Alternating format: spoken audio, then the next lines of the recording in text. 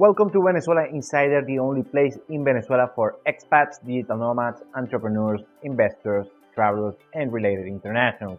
For more information, venezuelainsider.com. Today we are talking about the irrational exuberance in Venezuela, past, present, and future. And in case you don't know, this term was coined by former Federal Reserve President Alan Greenspan on the 90s, just around the dot-com bubble that you can watch a bunch of videos talking about that situation, and was basically on that moment the Federal Reserve downgraded, just reduced the interest rates, the reference interest rate for the US economy, and that created a economic bubble, a financial bubble, a stock market bubble on companies related to internet services. And what happened, these companies got overblown with crazy estimates and estimations. And after that, on the late 90s and early 2000s, the Federal Reserve readjusted the interest rates. And what happened is most of those companies got blurred, they got paused, and most of them just straight out were eliminated and they don't exist right now. So Mr. Greenspan just said on a very famous conference, or a famous statement on the Federal Reserve, saying that what we are seeing right now is irrational exuberance on the American economy, and that's pretty much what happened. And of course, the Federal Reserve manipulating the interest rates. That's also one of the reasons, it's not the whole thing, but the main reason why that happened in the first place. And of course, with the advent of internet on the 90s, those were crazy times. But today we are talking about irrational exuberance in Venezuela. So let's start. Now, the irrational exuberance that we see in Venezuela, and we've seen basically most of the time, is not thanks to the Federal Reserve interest rates, it's mostly about oil. You already know Venezuela is the country with the largest oil reserves in the world, more than Saudi Arabia, more than Russia, way more than US, Canada, Brazil, you name it. Anyway, the thing is, most of the time, not always, the Venezuelan economy goes as the price of the crude oil goes. So, for instance, we had crazy years on the 70s during the oil embargo from the OPEC, and Venezuela was one of the most beneficiated economies with that situation. Meanwhile, the United States was suffering the energy crisis on the 70s, and many particular cases regarding that. So, since basically the past 100 years or so, the Venezuelan economy relies heavily upon high oil prices. And that translates, and today we're not talking about the political situation or anything regarding that, because that happens with many governments on office, left wing, right wing, left center, social democrats, you name it. Every kind of political current has taken a lot of misguided political and economic policies, consequence on such prices. But today we're talking about the sentiment around the mostly private business owners and also the population overall, and the consequences on the Venezuelan economy. And that's basically what I want to explain today.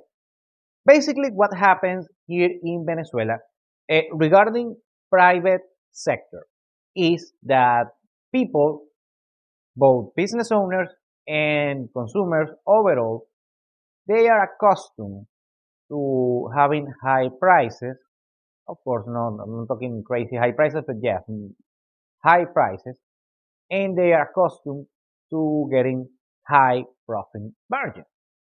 Because the Venezuelan economy, since in case I don't want to get too geeky regarding economics, but the GDP is basically consumption, government spending, foreign direct investing, and the trade balance, that is the exports minus the imports. Venezuela usually, historically, has a net positive trade balance because the oil that it exports to the rest of the world is way higher than the imports that we have, that mostly is on the consumer side and also machinery, technology, you name it. But mostly Venezuela always had, of course, previous to the last decade crisis, always a net positive trade balance. What happens is you have a lot of oil revenue coming to the country, and you have a bunch of money that is looking to be parked in somewhere on some place. So that drives for instance, the real estate prices drives them all, but also the average Venezuelan when the Venezuela had a fully functional economy, people had good salaries, especially the white collar employees, especially the employees of the oil industry. So these people have a lot of dry powder, let's say, they have a lot of purchasing power, and at the moment, I remember at some moment it was very popular that many Venezuelans used to travel to Miami on the weekends, every weekend. I mean, they went Monday to Friday, Friday afternoon, just hit the airport to Miami and come back Sunday night. And not also to Miami, for instance, Margarita Island, one of the most, let's say, famous landmarks here in Venezuela. It was swarmed by tourists, Venezuelan tourists, also by foreigners as well, but mostly Venezuelans that maybe they are not rich enough to go to Margarita every weekend back then, but they were rich enough to go to Margarita Island each week compared to the people that went to Miami. Of course, people also traveled to Europe and all of the fancy places of that time. So not only that, also restaurants, high-end restaurants. I'm talking luxury brands, Rolex, Cartier, stuff like that. You see a bunch of jewelry here in Venezuela that still exists thanks to those days. And also real estate prices a little bit high for Latin American standards. Also a lot of credit. Also not as much the stock market. The stock market was solid back then. It's not a big deal, the stock market here in Venezuela compared to the US, for instance. Well, so you see a high quality of life, good standards of living for the average Venezuelan. So what happened is that the average private business owner that mostly works on the service industry, leisure and hospitality, or just basic staples had this huge, I'm talking very good profit margin. It's not like, for instance, in the United States, or I can quote basically every other country in the world, that when you have a business, especially a business that sells basic staples or food or leisure and hospitality, what you have is that the profit margins are usually very low, but you need to compensate it by volume. The average Venezuelan entrepreneur and businessman has the mindset that you want larger profit margins for less consumers. And the Venezuelans have that ingrained on their mindset. Not only the business owners, I'm talking also the average people that charges for their goods and services. The salaries, they're not always as good, but still, everyone who is either a business owner or a self-employed, let's say, operator, they have this mindset that you need to charge high profit margins, and this is very special here in Venezuela. So what happens is that every time they see a boom, an economic boom, the prices go sky high, and it's crazy to see. Now, let's put the context on the current situation. 10 years of GDP destruction, 80% of GDP collapse. You already know the news. The bottom of the market, late 2017, early 2018. Everything was depressed back then. Prices were very cheap back then. However, since the economy was de facto dollarized on 2018 and 2021 and 2022, we've seen double-digit GDP growth. So the sentiment is bullish again, a little bit cautious with the Venezuelan government. The people, I have to say, people are very cautious and very suspicious about the Venezuelan government that they can come back again with these crazy Marxist communist policies. Right now, they are not doing it until a certain degree, so good for them. And also, they have reduced the fiscal deficit. So, on that regard, the government is kind of playing ball with the rest of society, and I have to mention that as well. But also, so people are suspicious with the government, but they are letting everything, just do your thing. We are not gonna stop you right now. That's kind of the situation regarding the politics. Now, the situation that we have right now is not about politics. It's about, yet again, the irrational exuberance that we have on the private sector. So what happens? High profit margins, but this time comes with a caveat that is on USD prices. It's not on Venezuelan because I have to also, you have to give them credit that they do this sometimes.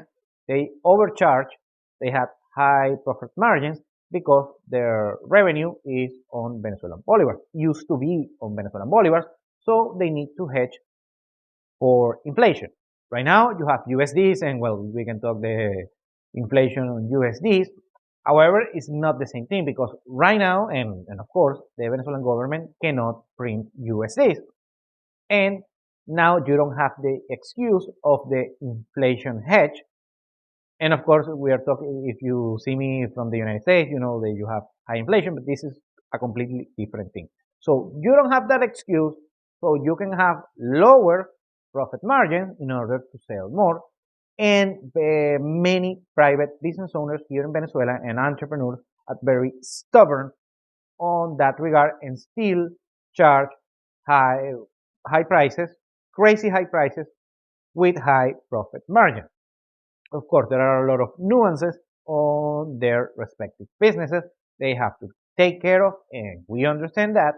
So it's not bashing the private business owner. However, they are not clear on the situation because many people, and that includes a lot of business owners, but also average people, average Venezuelan people, they think that the good years that we are about to get the next, let's say the next decade, and I'm very bullish and I'm very hopeful that those years we are going to see going to be way better than the past decade. It was awful. But many people still have in mind the next 10 years that are going to be better, though the last awful 10 years. It's going to be just as the same, just the years that we had on the 80s and the 70s, and even on the early 2000s when Hugo Chavez was alive, due to the oil high price. So those years are not coming back because we had a lot of socialism. I'm not talking about the Chavismo socialism. I'm talking about the usual politician socialism when they increase government spending. That happens before the Chavismo. I have to clear about this. During the period that we call the Fourth Republic, that was the latter half of the 20th century, well, those people were socialists as well, not as draconian as the early part of the Chavismo, so still they were socialists, and I have to be responsible on that. And they increase a lot the government spending, and of course you see the money on the streets. Now, compared to, for instance, the United States, that basically that's just debt of the Treasury on the U.S. that just issues the Treasury bills, and those are by the Federal Reserve, and that's just money, helicopter money on the street, like we saw on the CARES Act during COVID. This is different because in Venezuela that money comes from oil revenue, so comes from real sources of wealth and value. that money comes from real, a legitimate business and economic operation, that is basically oil production and selling to the rest of the world, and that money comes back into USD, and that money is spread around the economy. Of course, the cantilever effect, the closer that you are to the oil revenue, of course, the richer you're going to get, mostly politicians, mostly people close to the government, mostly people close to the oil industry. That's just a matter of fact. However, what we see on the average on the street level is that people are seeing money. They don't know how this money is coming, and that artificially rises the prices on leisure and hospitality, fancy experiences, I'm talking fancy clothing, fancy dining, fancy goods and services, and also for the, let's say, mid-class and lower middle class services as well, the price. So what we're seeing right now on 2023 is that the old school mindset of the average businessman and the average Venezuelan is going to keep going up, charging ridiculous prices in some cases. But right now, what we're seeing is a contraction on, of course, on consumer side, on the private consumer side, because those prices are just unsustainable. And we are seeing for the first time, let's say 5 years, a deflation on USD terms, because prices have been rising since 2018 on USD terms. But right now, we are seeing for the first time in 5 years, deflation on USD terms. Something that I embrace because it's the market, the free market, that sounds crazy in Venezuela, but yes, until the center of the week, we have a free market in Venezuela. And right now, this is the free market. This is not the government. This is the free market acting upon these crazy high prices, acting against this irrational exuberance that the Venezuelan mindset has on the private sector. So I embrace it fully, and that's why can be an opportunity on this year and the next year. If you come from abroad, or even if you're a local Venezuelan investor, business owner, entrepreneur, you name it, or just an average citizen, it's gonna be an opportunity. We're gonna see more affordable prices on USDs, but at the same time, an offer of goods and services that we have seen since the past 15 years or so. Thank you for watching Venezuela Insider. Please like, share, and subscribe. Follow us on social media. If you want to work with us, VenezuelaInsider.com. Thanks again, and have a nice day.